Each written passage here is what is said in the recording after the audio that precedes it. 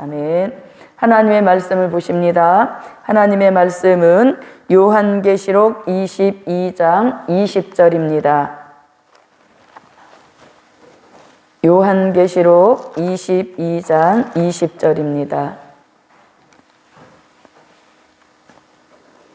이것들을 증거하신 이가 가라사대 내가 진실로 속히 오리라 하시거늘 아멘. 주 예수여 오시옵소서. 아멘. 예, 오늘 아침 우리에게 주신 말씀의 제목은 더 가까운 주의 재림. 아멘. 더 가까운 주의 재림이라는 말씀의 제목입니다. 예, 주의 재림이 가까운 이때에 우리는 어떠한 삶을 살아야 되는가? 오늘도 사도 바울의 재림론을 통하여서 더 가까운 주의 재림을 앞두고 어떠한 삶을 살아야 되는지 한번 말씀을 상고해 보고자 합니다. 첫째, 마지막 나팔의 비밀을 알아야 한다. 아멘. 마지막 나팔의 비밀을 알아야 합니다. 예, 말씀은 고린도전서 15장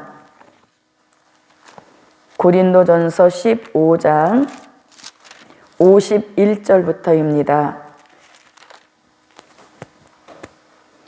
찾으셨으면 함께 읽습니다.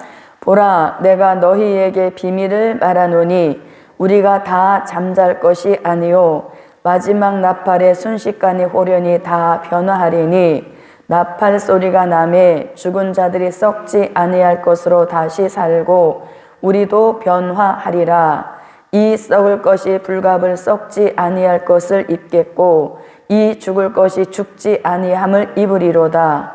이 썩을 것이 썩지 아니함을 입고 이 죽을 것이 죽지 아니함을 입을 때에는 사망이 이김에 삼킨 바 되리라고 기록된 말씀이 응하리라. 아멘. 네, 사도 바울은 51절에서 비밀을 말하는데 다 잠잘 것이 아니라 마지막 나팔의 순식간에 호련히 다 변화가 되어지는데 그 변화되는 사람이 두 부류라는 것이죠. 하나는 죽은 자들이 썩지 아니할 것으로 다시 살고 또 한 부류는 우리도 변화한다 이렇게 말씀하고 있습니다.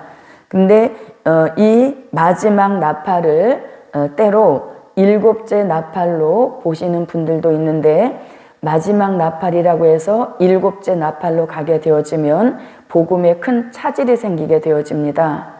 그래서 우리는 이 마지막 나팔의 비밀을 바로 알아야만 이 나팔의 역사에 어떤 오류를 범하지 않게 되는 것입니다.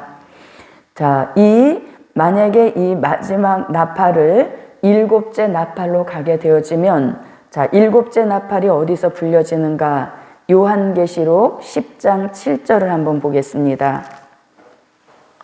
요한계시록 10장 7절입니다. 함께 읽습니다.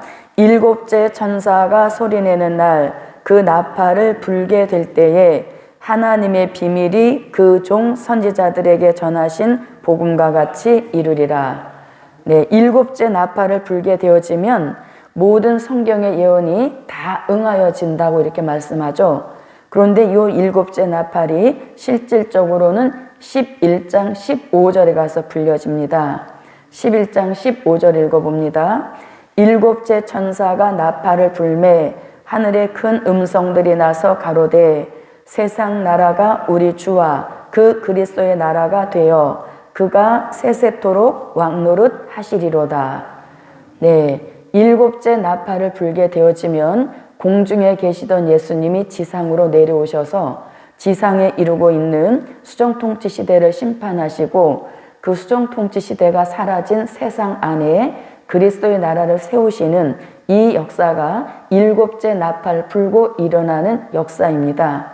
그런데 사도 바울은 고린도전서 15장 51절에서 마지막 나팔에 일어나는 일을 뭐라고 얘기하냐면 낙원에서 잠자들 중에서 살아나는 자들이 있다 이렇게 말하고 있죠. 낙원에서 잠자던 자들이 먼저 살아나는 것은 공중에 오시는 예수님을 영접하기 위하여서 먼저 살리는 역사인 것입니다.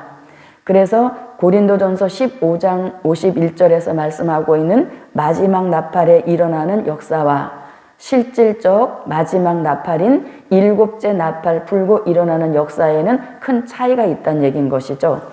이미 일곱째 마지막 나팔 일곱째 나팔이 불려지면 예수님은 지상으로 내려오시는데 그때 일어나서 부활해서 올라가야 공중에는 아무도 없는 역사인 것입니다. 그래서 우리는 이 마지막 나팔이라고 해서 이 마지막 나팔을 일곱째 나팔로 가게 되어지면 이미 공중에 오시는 예수님을 영접한 그 후에 일어날 일이기 때문에 이 마지막 나팔에 대한 것을 바로 알아야 됩니다. 자, 그러면 요 나팔 소리와 함께 낙원에서 잠자던 자들이 살아나는 부활에 대해서 가장 정확한 기준은 계시록 20장 4절로 6절입니다. 자, 계시록 20장 4절로 6절을 한번 보겠습니다.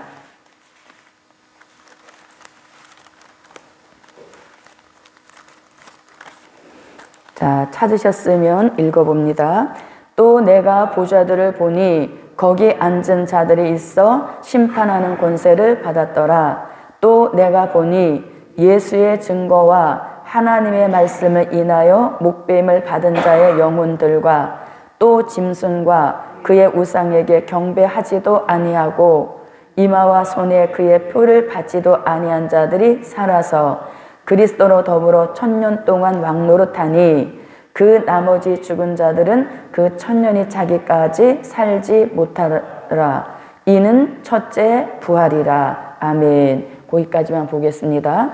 그래서 낙원에서 잠자던 자들 중에서 먼저 일어나는 부류는 순교자와 입맞은 종이라는 것을 계시록 20장 4절에서 말씀해 주고 있고, 낙원에서 잠자는 자들 중에서 먼저 일어나는 첫째 벌로 살아나지 못하고 그 나머지 죽어있는 자들은 1000년이 차야만 살아나기 때문에 낙원에서 잠자는 자들, 그 나머지 자들은 나팔 소리가 불려지고 살아나는 것과 상관이 없습니다.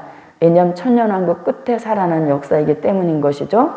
그래서 우리는 바울이 말씀하고 있는 마지막 나팔에 일어나는 사건과 그 다음에 실질적 마지막 나팔인 일곱째 나팔 불고 일어나는 사건을 비교해 볼 때 서로 다른 일이란 이야기인 것이죠. 그래서 이 고린도전서 15장 51절에서 말씀하고 있는 이 마지막 나팔은 그냥 마지막 때 불려지는 나팔을 총칭한 것이고, 구태여 먼저 살아나는 이 부활의 역사를 나팔로 따져본다면, 나팔에서 찾아본다면 다섯째 나팔 끝나고 여섯째 나팔 불기 직전에 살아나는 역사가 있다는 것이 더욱 진리적인 말씀이 되겠습니다. 그래서 우리는 요 마지막 나팔에 대한 요 비밀을 바로 깨달아서 일곱째 나팔 불고 살아난다고 하는 이런 역사에는 우리가 분별을 할 줄 알아야 되겠습니다. 일곱째 나팔, 마지막 나팔이 불려지면 우리도 예수님과 함께, 공중에 있던 우리도 예수님과 함께 지상에 내려오는 이런 일이기 때문에 바울이 말한 마지막 나팔, 그리고 실질적 일곱째 마지막 나팔, 일곱째 나팔의 역사가 서로 틀린 것을 우리는 바로 분별하고, 고린도전서에서 말하고 있는 이 마지막 나팔은 마지막 때 불려지는 나팔을 그냥 총칭한 것이다. 구태여 우리가 나팔로 더 자세하게 알기를 원한다면 그것은 다시연 끝나고 다섯째 나팔 끝나고 그 다음에 중동 전쟁 일어나는 여섯째 나팔 불기 직전에 이런 사건이 있다는 것을 바로 깨달아서 이것이 일곱째 나팔이다 라고 말씀하는 분들에게 우리가 이런 말씀의 근거를 대시고 이것은 일곱째 나팔이 아니라는 것을 확실하게 증명해 줄 수 있는 저와 여러분이 되시기를 바랍니다. 자, 그 다음에 두 번째입니다. 두 번째는 체질의 변화를 알아야 한다. 아멘. 체질의 변화를 알아야 합니다. 사도 바울은 이렇게 먼저 살아나는 부활도 있지만 이 체질에 대한 변화도 본문을 통해서 말씀해 주고 있습니다. 자, 52절을 한번 읽어봅니다. 고린도전서 15장 52절입니다. 나팔 소리가 나매 죽은 자들이 썩지 아니할 것으로 다시 살고 우리도 변화하리라. 아멘. 그래서 여기서 나팔 소리도 마지막 나팔이라고 해서 7째 나팔로 가는 것이 아니라 5째 나팔 끝나고 6째 나팔 불기 직전에 그 나팔 소리가 날 때 죽은 자들이 썩지 아니할 것으로 다시 산다. 여기까지가 바로 순교자가 살아나는 역사인 것이죠. 순교자들은 이미 죽은 지가 수천 년이 지났기 때문에 이미 그들의 몸은 다 사라진 것입니다. 그들에게 살아있는 것은 영혼이 낙원 앞에서 호소기도 하고 있는 계시록 6장 9절로 11절의 순교자들인 것이죠. 그런데 이들이 나팔 불고 살아난다는 것입니다. 그래서 이 순교자들이 살아나는 역사는 다시 사는 역사이기 때문에, 몸이 다시 사는 역사이기 때문에 그 몸을 일컬어서 우리는 부활체라고 하는 것이죠. 그래서 순교자들은 부활체로 살아난 역사인 것이고, 그 다음에 우리도 변화하리라 이렇게 말씀합니다.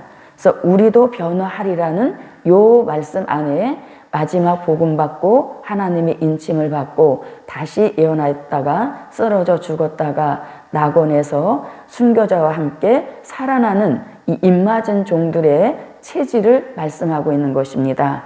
그런데 입맞은 종들은 3일 동안만 쓰러져 죽기 때문에 몸 자체는 그냥 있는 것이죠. 몸 자체는 그냥 있기 때문에 부활체가 되는 것이 아니라 변화체가 되는 것입니다.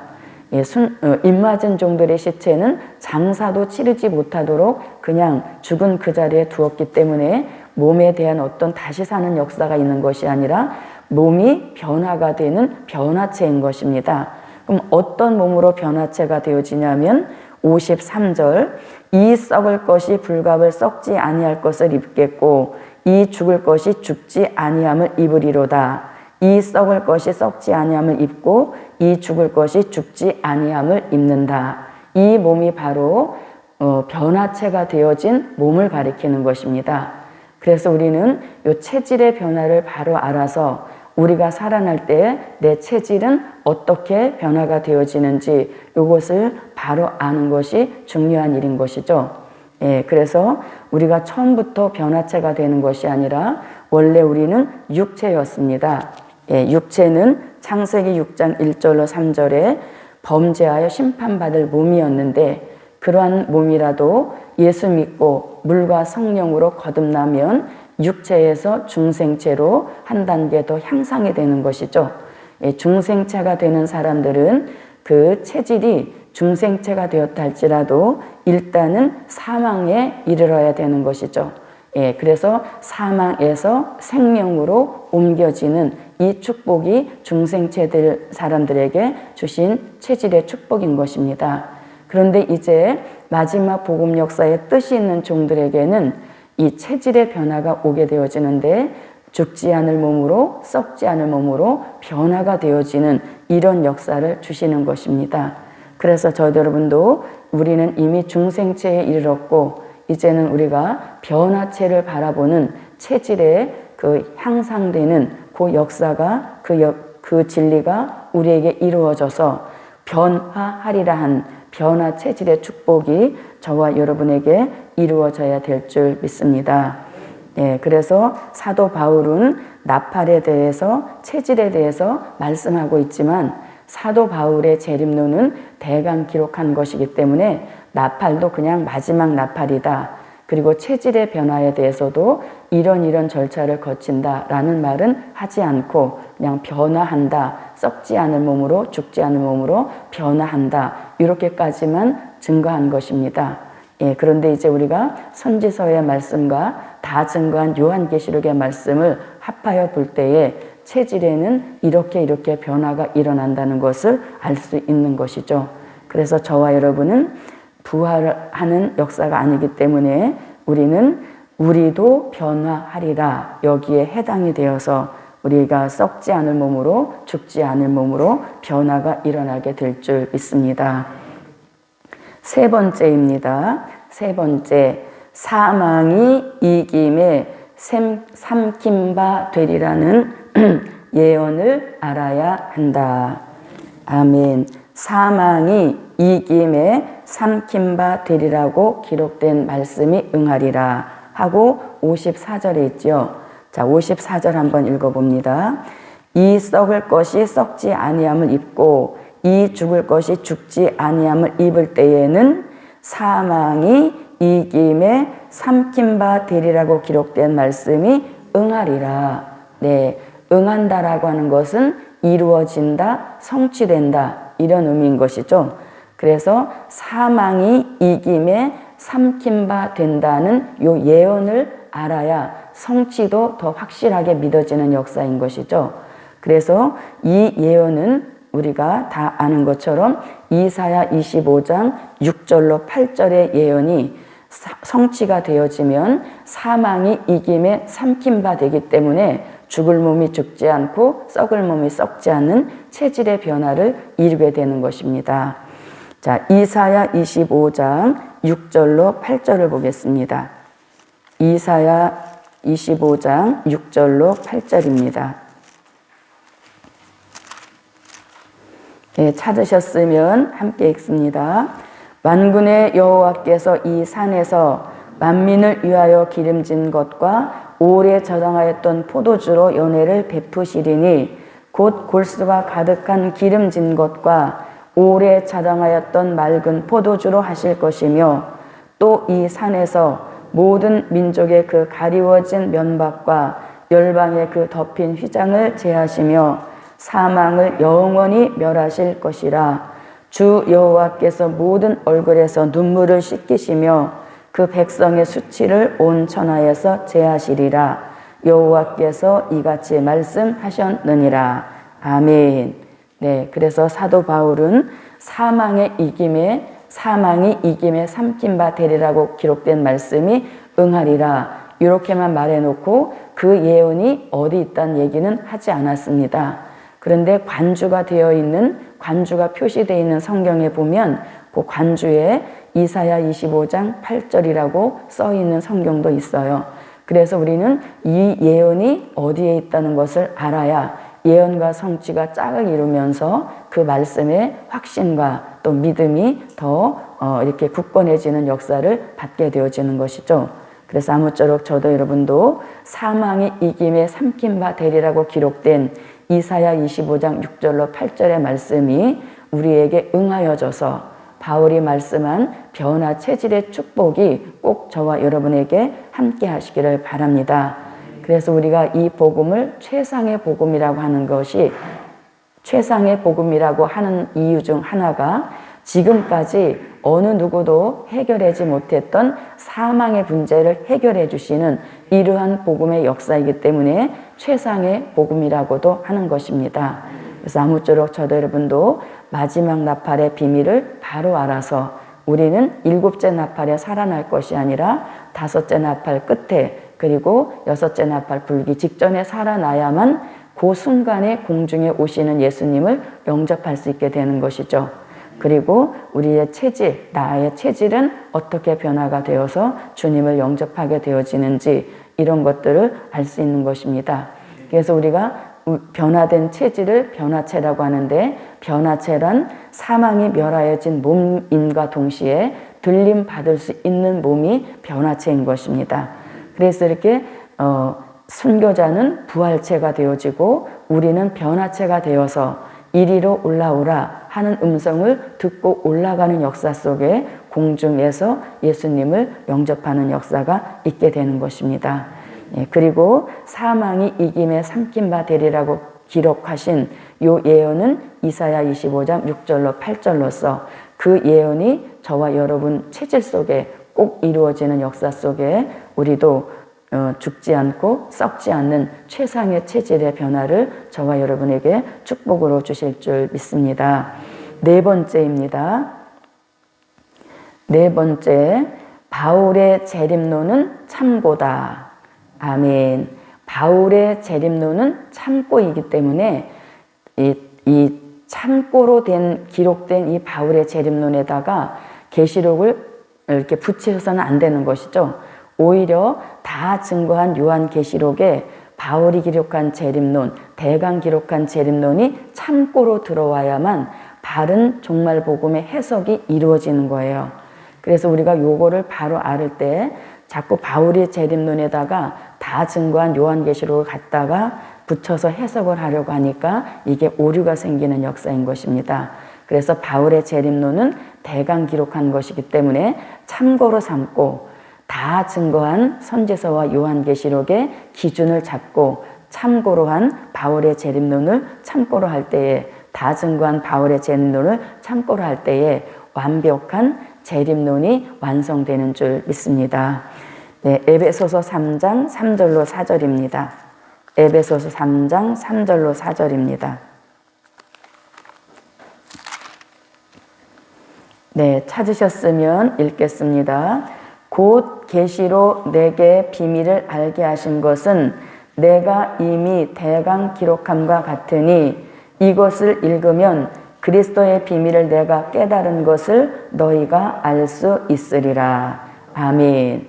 네, 그래서 바울은 자기는 그리스도의 비밀에 대하여서는 아주 완전한 깨달음이 있지만 계시에 대하여서는 대강 기록했다. 이렇게 말씀하고 있죠. 그래서 사도 바울이 비록 이 마지막 복음 역사에 계시에 대하여는 대강 기록했다 할지라도 굉장히 아주 사상이 바르게 된 사도인 것입니다. 대부분의 사람들은 몰라도 아는 척을 하게 되어지는데 사도 바울은 딱 자기 사명은 그리스도의 비밀을 아는 데까지만인 것이고 계시는 내게 보여준 것만 대강 기록했기 때문에 여기 대강 기록한 것에다가 기준을 두면 안 된다라는 뜻도 포함이 되어 있는 것입니다. 그래서 아무쪼록 저도 여러분도 대강 기록한 바울의 재림론, 다 증거한 선지서와 요한계시록 그 말씀의 균형을 잘 이루어서 완벽한 재림론, 완벽한 말세복음을 증거할 수 있는 저와 여러분이 되시기를 바랍니다. 네, 감사 예물 올렸습니다. 기도드립니다. 고맙고 감사하신 아버지 하나님, 더 가까워진 주의 재림을 앞두고 사도 바울의 대강 기록한 재림론을 통하여서 마지막 이 시대에 우리가 어떻게 살아야 될지에 대한 비밀을 깨우쳐 주신 것 감사드립니다. 아무쪼록 대강 기록한 사도 바울의 재림론과 다 증거한 요한계시록의 말씀이 합하여져서 완전한 말세 복음을 이루는 역사 있도록 도와주시옵소서.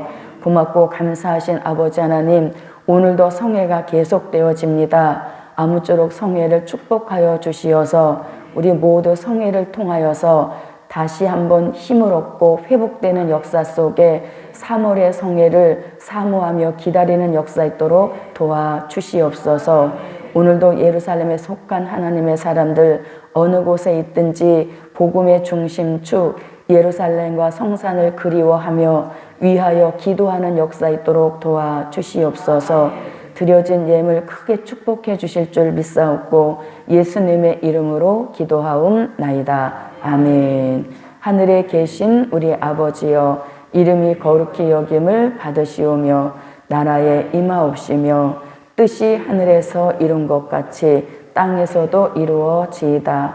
오늘날 우리에게 일용할 양식을 주옵시고 우리가 우리에게 죄 지은 자를 사하여 준 것 같이 우리 죄를 사하여 주옵시고 우리를 시험에 들게 하지 마옵시고 다만 악에서 구하옵소서. 나라와 권세와 영광이 아버지께 영원히 있사옵나이다. 아멘.